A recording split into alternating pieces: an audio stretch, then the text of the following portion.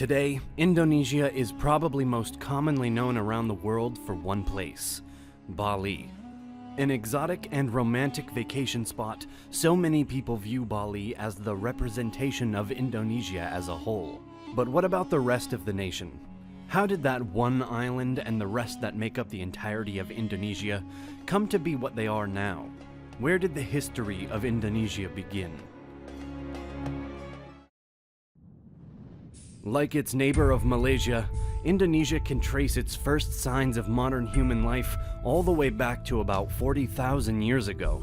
Although there is also archaeological evidence suggesting that 40,000 years may be an underestimate, and other ancestors of today's humans may have been present in the region as long as 1.9 million years ago.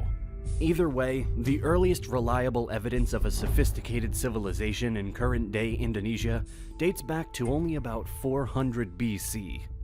With the discoveries of Indian trade goods in the region and inscriptions found in West Java and eastern Kalimantan, it is also believed that trade with China would have been concurrent with the trade between the Indonesian archipelago and India.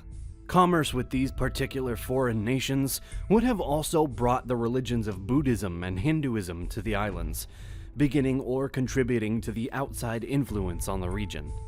Jumping ahead to the 7th century, the powerful trade-oriented Srivijaya Empire, originating from the island of Sumatra, flourished from the Malay Peninsula down to Java. Despite their remarkable success over multiple centuries, the Buddhist Empire of Sriwijaya faced its decline after the Chola Empire from India seized their Sumatran territory of Palembang and apprehended their king in 1025. From that point on, the Sriwijaya Empire essentially collapsed, making room for the Hindu kingdom of the Majapahit Empire. Founded in 1292, the Majapahit Empire rose to dominate the modern-day Indonesian region throughout the 13th and 14th centuries, prospering through trade as the Sriwijaya Empire had done before them. Still, just as their predecessors, the Majapahit Empire hit a wall and began a rapid downfall. Theirs came after the death of one of their leaders, Gajah Mada, in 1364, and the following death of the king Hayam Wuruk in 1389. Leading up to this time, the Islamic faith found its way to the archipelago and began to really take hold over the ensuing centuries. Many different lesser-known sultanates found success throughout the islands as a result, some even outlasting the dominion of the Majapahit Empire.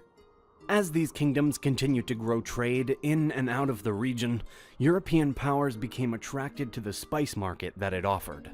The first of such nations to arrive in modern-day Indonesia were the Portuguese and the Spanish in the 16th century.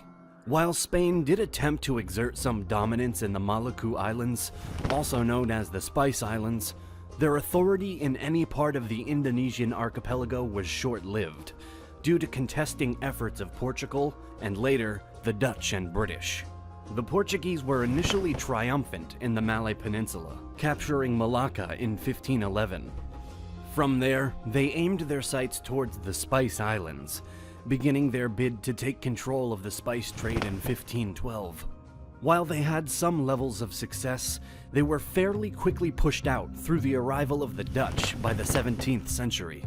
In terms of the colonial powers, the Dutch were surely the most prominent intruder into the Indonesian islands. The first Dutch expedition set off for the archipelago in 1595 under the command of Cornelius de Houtman and dropped anchor at the shore of West Java. Around this time, the Dutch East India Company was formed in order to control trade between the Dutch Republic and the nations throughout the Indian Ocean.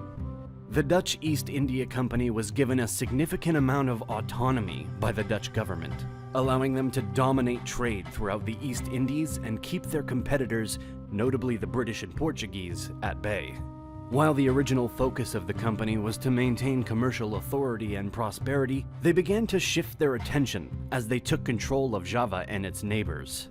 During the 17th century, the Dutch East India Company made a gradual transition from a leading sea and trading power to more of a colonial-type establishment, after centering themselves in the fortified port of Jakarta, Batavia, or modern-day Jakarta.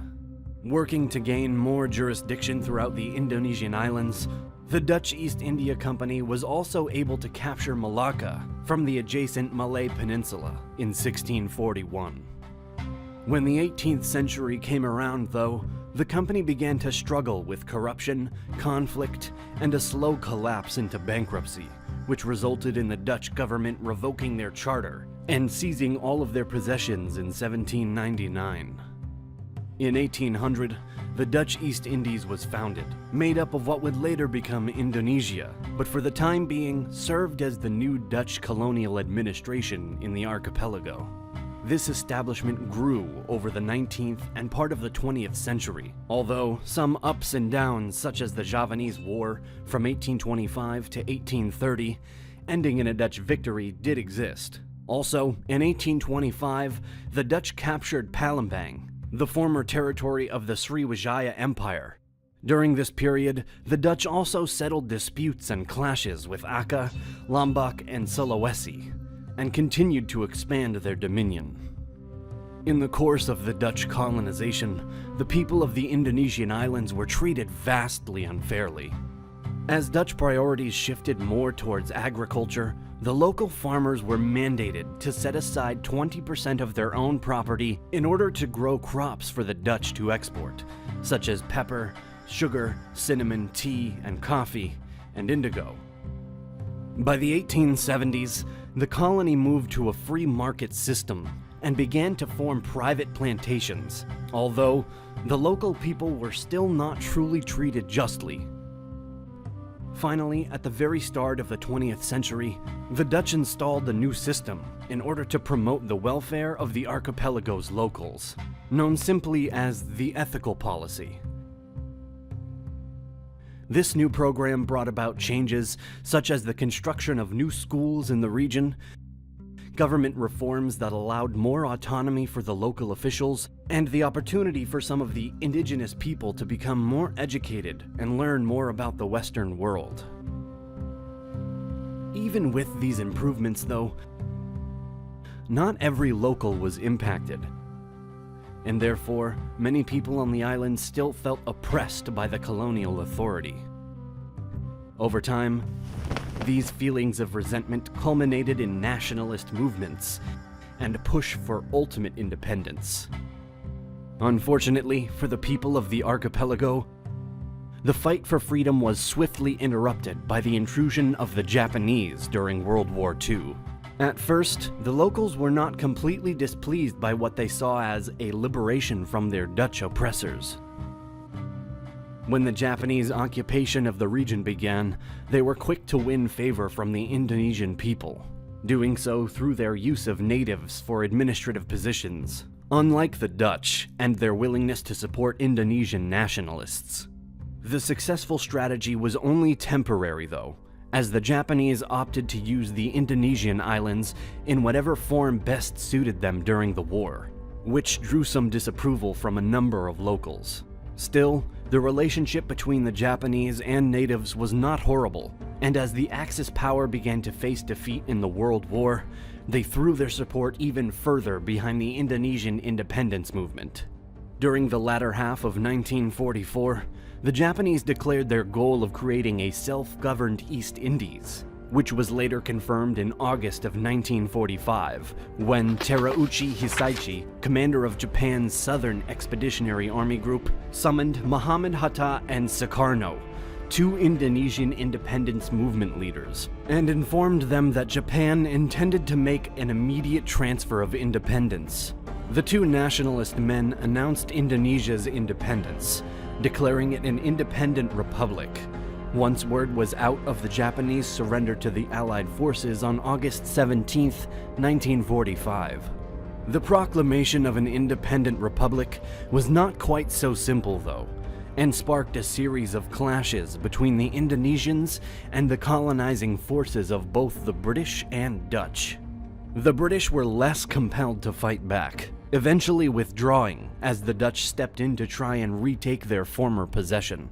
After repeated failures, unsuccessful police actions, and growing condemnation from the far west, such as the US At long last, in the final weeks of 1949, the Dutch recognized Indonesia. The following years marked a time of political and constitutional development, accompanied by agricultural and economic ups and downs as well. Beginning first as a parliamentary democracy, subsequently following what then-President Sukarno called a guided democracy, started in February of 1957. The republic then fell into the hands of a dictator, former General Suharto, in 1966, before finally returning to a democracy as of 1999. Today, Indonesia is still growing and developing as an independent nation, and an overall population of roughly 273.5 million people in 2020.